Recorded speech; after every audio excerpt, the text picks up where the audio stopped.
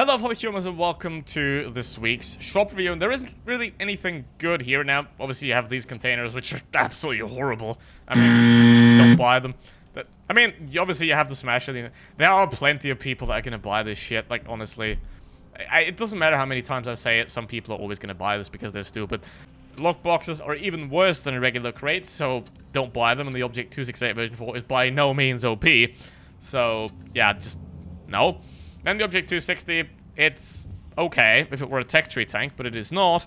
And then this bundle, 7.5k, it's a good bundle if you're a tank collector, but otherwise you're way better off saving for a T-54E2 or something like that, a tank that actually has any performance, and a tank that can be penned, like, not everywhere, because obviously this vehicle and both of them, they have front armor, right? The gun mantle is strong and the front plate is strong, but then the side plate is useless and the side of the turret is useless and the side hull is also useless. So it's a very massive target that is very easy to pen. Same with the Tier 6, the Tier 7 as well. The E75 TS is still a solid vehicle. The VK100, the VK168 is still useless, like it was last week.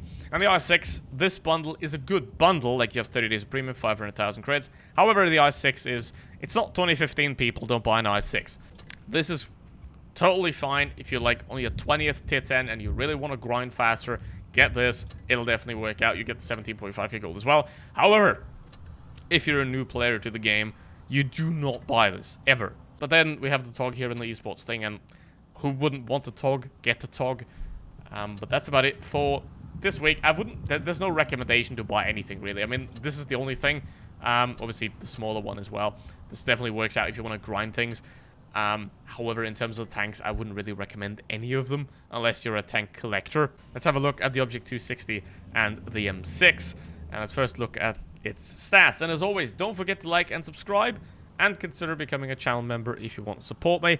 All the links are in the description. Have a look.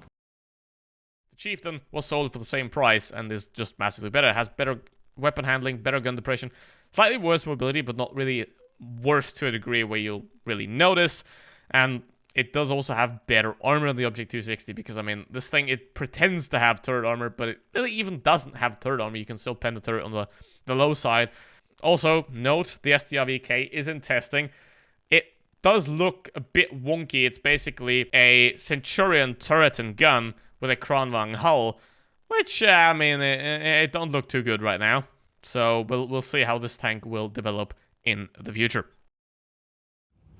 And here we go. With this thing now, you don't have any gun depression or any armor. You have solid mobility, you have an okay gun. As I said about 3 times already, as a tech tree, would be perfectly fine, would be solid. Now, it's massively better than like a 5A or a T95E6 or whatever that's called.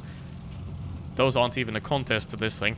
Obviously, when I say they're not even a contest, I'm talking about very fine margins still, right? The margin between the Chieftain and this is 1-2%, but that is enough in a game where those little percentages do matter quite a lot.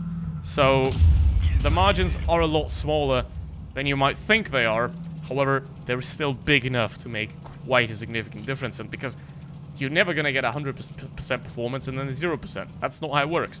So the 268 is obviously sitting here. Nothing I can do. Whatever. I have 0 armor. There's no way to defend myself from that vehicle. Obviously, I could just get out, but I don't want to do that. And the easiest way is to just get rid of him right now. There we go. And I traded a lot of hit points for it, but I got rid of them. So at this point, now we have the medium tanks out there. I can sort of side script with this thing a bit, but don't rely on it too much because the pike nose is thin, very thin, which means if you peek out, then you can get shot in the pike nose, which is not really that nice. So Capola, nope, not quite. And he should have a second shell. He's looking away. I'm trying to, if you're fighting an autoloader, just look at them, right? Look at them. If they look away, you know, they're trying to retreat, they're probably reloading. That's why if you're playing an autoloader, always fake that you have shells. Even if you don't have shells, pretend that you have shells, because that way you'll do better. So because people think, okay, this guy has shells, unless they count your shells, obviously, which is why if you don't play an autoloader, you should count their shells. But anyway, now with this tank, obviously, you have no armor, which means fighting anyone is a dumb idea. As you just saw, as I've demonstrated, fighting anyone in this vehicle is a bad idea. It doesn't work. You have no armor. So, let's see. Obviously, if you want to do high damage, then fighting anyone is a bad idea anyway. You always want to be able to just swoop in, take some free damage while they're busy with the enemy. That's the easiest way to get high damage. And that's how everyone does it as well. So, there is no magic trick to it. Like, all you gotta see, okay, this guy's busy. Like, the chieftain's busy with the E100. I'll shoot the chieftain because the chieftain doesn't know what is going on. Love that.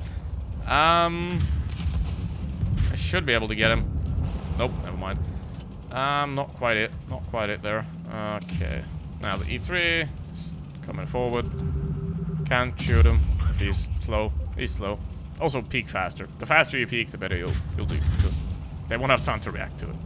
I don't quite know whether he's shot or not, but I can just peek this guy.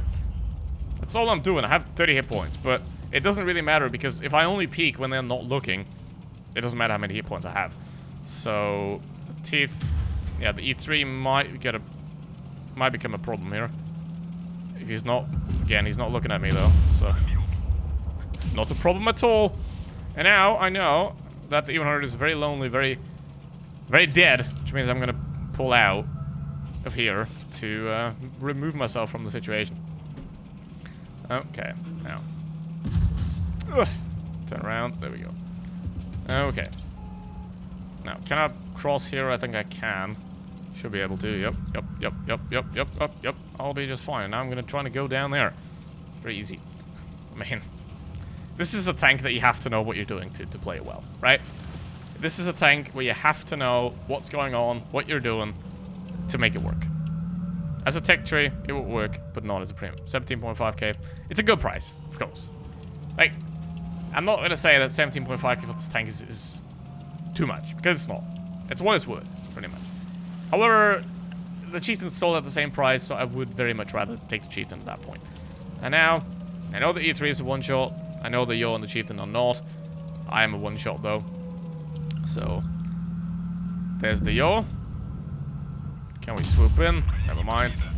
1, 2. I think he's got the big gun. Looks like it. And he's now reloading. Love that.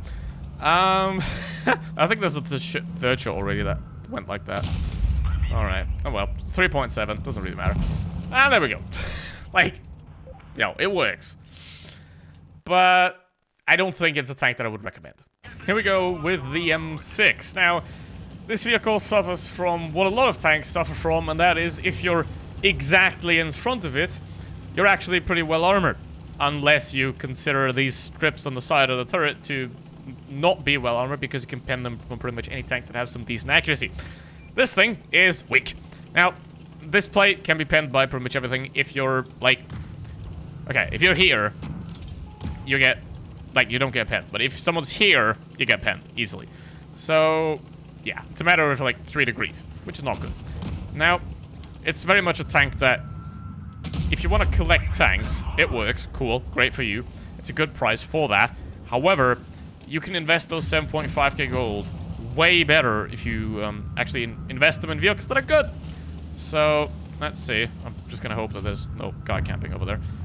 But there is a guy camping over there, because they always do. Here we are. There's the enemy M6. Now, it does have the gun depression, so if you go over there in a gun depression heavy, I mean, someone should take that heavy away from you. That place over there, there's 2 tanks that work there. The VK and the Mouse. That's it. That's the only tanks that have a right to be there. Everything else does not belong there at all. And even the Mouse and the VK is questionable when you go over there. So, definitely wouldn't do that. And obviously they're wrecked now because they don't have any map control. And we're just pushing them. That's... Take the map control and then overwhelm them, push them easy. If you're in that position over there where they are, you're gonna push through, right? What these guys are doing, that's what you're gonna do. But they're not killing an IS-6, right? They can't kill a damn IS-6, so they're losing because they're not going for it as they should. If you're on the bad side, you have to push quickly and you have to kill everyone that is in front of you quickly. Also, you do not want to do that. Ideally, I don't think I have to tell you that you shouldn't camp in an IO201. Probably. Unless I have to, then thank you very much for watching. I hope you learned something. Very much appreciate that. And obviously, as always, thank you for watching. Means a lot. And let's see. Tiger. Dead. And yeah, that's a free win. And I haven't done anything. It's not that hard, guys. Just don't go there. It's a bad idea in most cases. I mean, it's like a 55-45, but obviously the difference between 45% win rate and 55% win rate is quite big. So don't go over there. It's never like, if you go there, you lose 100% of your battles. No, you lose like 55% of your battles or 60% of your battles. But that still ends up on your win rate. And he capped it. Bruh.